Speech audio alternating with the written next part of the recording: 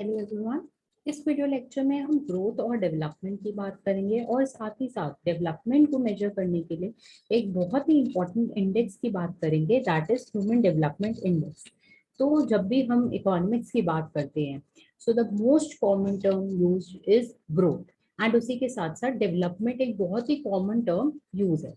तो ग्रोथ को मेजर करने के लिए यूजुअली क्या है, हमारी इकोनॉमी में एक ग्रोथ रेट होती है, हर कंट्री की एक ग्रोथ रेट होती है जो हर क्वार्टरली इशू होती है। और हर साल की भी हमें पता है कि 2018 की इतनी ग्रोथ रेट है इंडिया की, 2018 की इतनी ग्रोथ रेट है यूएस की। उसी के साथ साथ डेवलपमेंट के लिए कौन सा मेजर है? सो बेसिकली ग्रोथ का तो एक मेजर हो गया कि ये परसेंटेज एक इकोनॉमी ग्रो कर रही है, बट डेवलपमेंट के लिए क्या मेजर है? तो डेवलपमेंट को मेजर करने के लिए एक इंडेक्स ये 1991 में डेवलप किया गया था, that is human development index. तो इस वीडियो में हम डिटेल में समझेंगे ग्रोथ और डेवलपमेंट क्या है, इन दोनों के बीच में डिफरेंस क्या है और ये एचडीआई क्या है। So let's begin.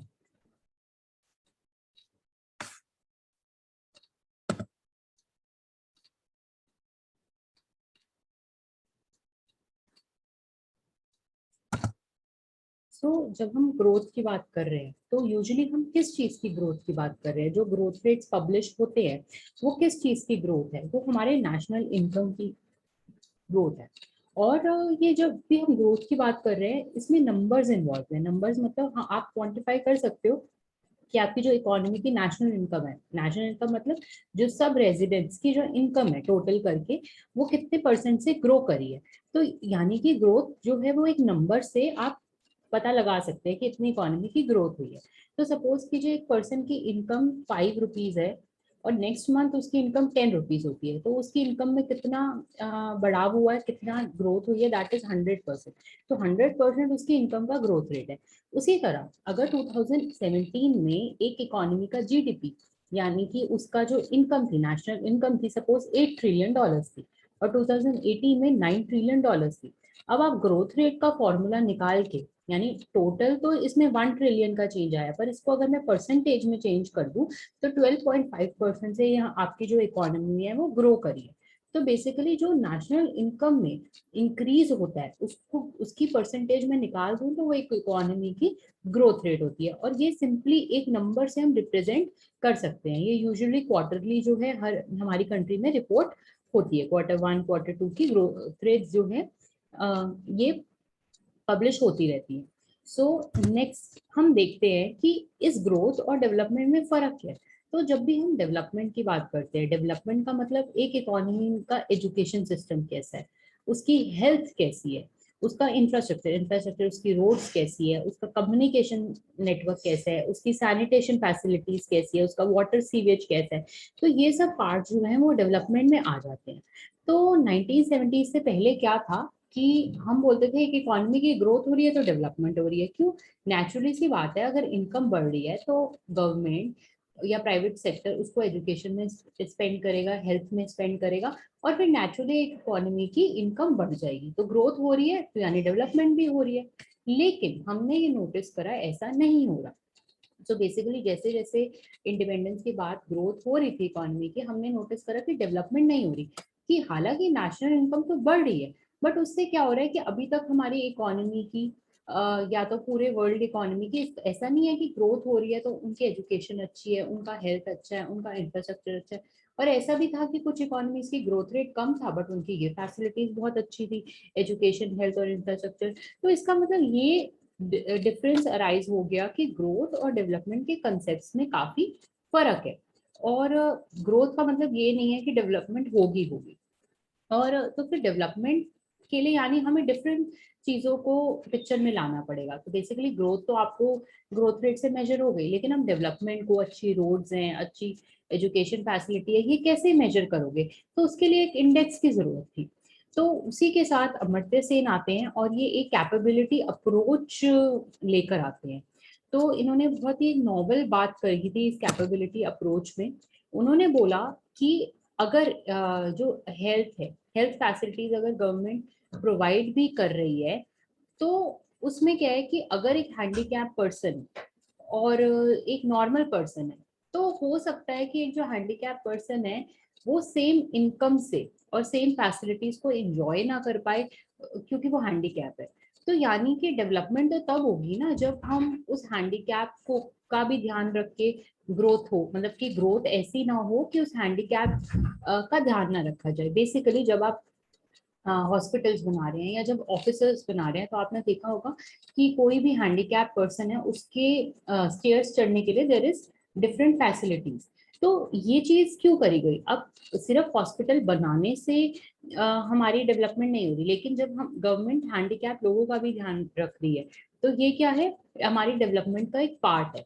तो ये अमर्त्य सेन ने हाईलाइट किया था कि हर किसी को उतनी कैपेबिलिटी नहीं होती कि वो इक्वली जो है बेनिफिट्स को डिराइव कर सके। और सिमिलरली एक गर्ल चाइल्ड जो है रूरल एरियाज में अक्सर उनमें डिस्क्रिमिनेशन किया जाता है, उनको स्कूल नहीं जाया जाता, तो तब भी हम एक इकोनॉमी को डेवलप नहीं कह सकते, एजुकेटेड नहीं है गर्ल्स।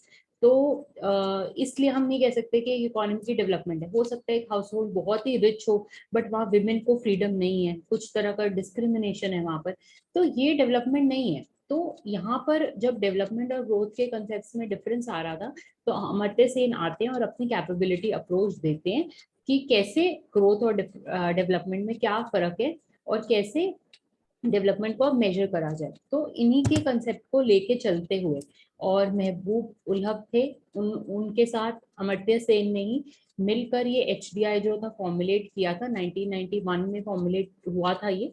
तो इसी कैपेबिलिटी अप्रोच के आधार पे अमर्त्य सेन ने कुछ पॉइंट सजेस्ट करे थे और इसी को लेके उन्होंने एचडीआई मेजर करने के लिए 3 सब हेडिंग्स ली थी। एक उन्होंने कहा था हेल्थ को मेजर करना डेवलपमेंट के लिए बहुत जरूरी है, फिर एजुकेशन को मेजर करना बहुत जरूरी है, फिर इनकम भी डेवलपमेंट का पार्ट है। तो बेसिकली अगर इनकम होगी तभी तो हेल्थ और एजुकेशन पे आप स्पेंड करोगे। तो ये नहीं कह सकते कि ग्रोथ इंपॉर्टेंट ही नहीं है डेवलपमेंट के लिए, ग्रोथ इंपॉर्टेंट है, income is a part of development, लेकिन डेवलपमेंट जो है बहुत ब्रॉडर कंसेप्ट है। उन्होंने हेल्थ और एजुकेशन को भी इसमें लिया था। और हेल्थ कैसे मेजर करा था इन्होंने? इन्होंने कहा था लाइफ एक्सपेक्टेंसी एट बर्थ। तो बेसिकली एक जब चाइल्ड का बर्थ होता है तो यूजुअली वो कितने साल जिएगा, कितना एक्सपेक्टेशन है कि 60 इयर्स इसकी लाइफ होगी, 70 इयर्स होगी। तो एक ये इंडेक्स हेल्थ का बनाया था। एजुकेशन के लिए उन्होंने 2 चीजें कंसिडर करी थी, mean years of schooling of adults and expected years of schooling of children. So basically अगर कोई एक बच्चा है तो वो कितने इयर्स पढ़ेगा, एक जो एडल्ट है वो कितने इयर्स पढ़ चुका है, तो उसका मीन ले लिया। तो ये सेकंड इंडेक्स था एजुकेशन का। थर्ड नेशनल इनकम था। अब क्या होगा, 1, 2 और 3 का को कंबाइन जब कर देंगे तो हमारा एचडीआई आएगा। और इनको कंबाइन कैसे करेंगे? एक मैथ्स में एक अर्थमेटिक मीन होता है, बेसिकली तीनों का सम लेकर उसको 3 से डिवाइड कर देना। वो 2010 से पहले ये प्रैक्टिस थी, लेकिन 2010 के बाद इन तीनों का ज्योमेट्रिक मीन लिया जाता है। ये एक मैथमेटिकल टर्म है, यू कैन इवन स्किप ये वाला पार्ट कि जीएम है, बट जो इंटरेस्टेड है उनके लिए अब 2010 के बाद ज्योमेट्रिक मीन लिया जाता है इन तीनों इंडेक्स का to arrive at HDI, human development index. तो अब तो ये था एचडीआई। अब क्या था कि इवन अगर हमने ये एचडीआई ले लिया तो क्या था कि ये इनइक्वालिटीज को एडजस्ट नहीं करता। तो अगर इनइक्वालिटीज को एडजस्ट नहीं करता तो मतलब ये 2 कंट्रीज का सेम एचडीआई हो सकता है 0.5 0.5, पर हो सकता है एक कंट्री में बहुत इनइक्वालिटी और दूसरी में इनइक्वालिटी नहीं हो। तो जिसमें इनइक्वालिटी ज्यादा है तो उससे क्या होगा, उसका जो डेवलपमेंट है वो कम है क्योंकि बहुत ज्यादा इनइक्वालिटी है उसमें। तो उस चीज को अकाउंट में लेने के लिए एक नया इंडेक्स पहली बार 2010 की एचडीआर रिपोर्ट में लाई गई थी, इनइक्वालिटी एडजस्टेड एचडीआर, जिसकी वजह से इंडिया का 27% लॉस हो गया था एचडीआई में। और और ये थोड़े फैक्ट्स हैं कि 2019 में इंडिया का एचडीआई था 0.45। तो इंडिया का जो एचडीआई है ये लेटेस्ट एचडीआई है। तो इंडिया एक मीडियम एचडीआई कंट्री में आती है। इसकी जो रैंक थी 131 थी 189 कंट्रीज में से। और अगर देखा जाए 1990 से 2017 में तो एचडीआई में जो चेंज आया है 0.427 से 0.64 हो गया है। तो बेसिकली 50% हमारा एचडीआई इंडिपेंडेंस के बाद बढ़ गया है। तो इसके बहुत सारे फैक्ट्स हैं कि एचडीआई कौन इशू करता है, किस ईयर में आया था, ये सब फैक्ट्स मैंने इस वीडियो में ज्यादा कवर नहीं करे, but that doesn't mean that you don't have to do it for prelims. It's just that कि इस कंसेप्ट को समझना जरूरी है जो मैंने इस वीडियो में कवर करा है. आपको कुछ भी डाउट है कंसेप्ट से related, so do let me know in the comment section, and if you like the video, do hit the like button. Thank you so much.